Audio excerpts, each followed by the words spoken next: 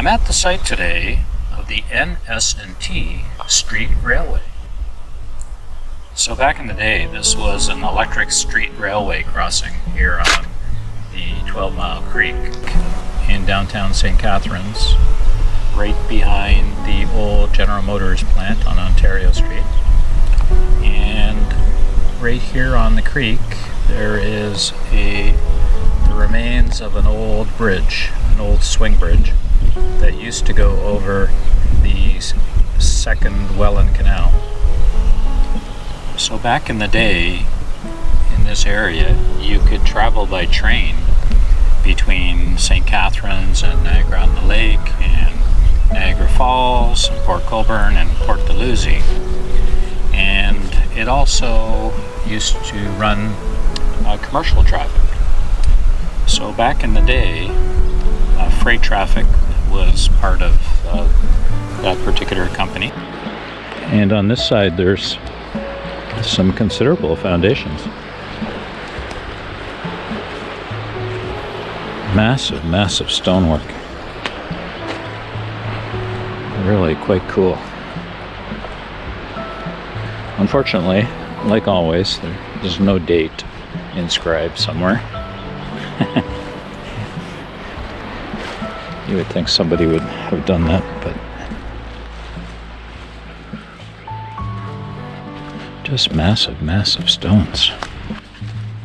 In this area, there were industrial railway sidings where manufactured goods could be loaded and unloaded into these different companies. So by 1913, there was something like 60 industrial sidings on which freight cars could be shunted, and that serviced local industries. And at this particular site, there was even a spur that went down to the Welland Vale plants. So this swing bridge was opened in 1901, and it followed a route that took it from Welland Avenue, where I believe the main train station was for NS&T, and it went along Welland Avenue, along Louisa Street, and then across 12-Mile Creek via this swing bridge, and then went along Martindale Road and Main Street into the center of Port Dalhousie. So really critical infrastructure, back in the day in 1900, 1901.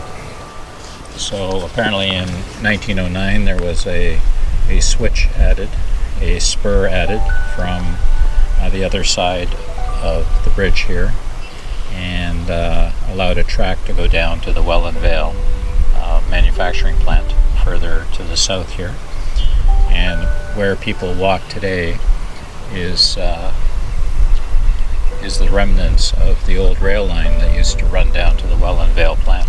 So when this bridge was built, the locks of the second Welland Canal were still here, and around 1942 the generating station at Pequot Falls was enlarged, was improved, and as a result 12-Mile Creek had to be widened, and the lock walls were removed at this location.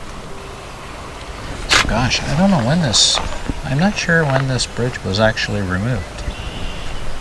It could be any time between 1942 and 1950, I would think.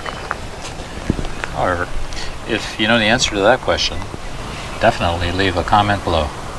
Thanks for watching the video. Please subscribe to join me on my next adventure.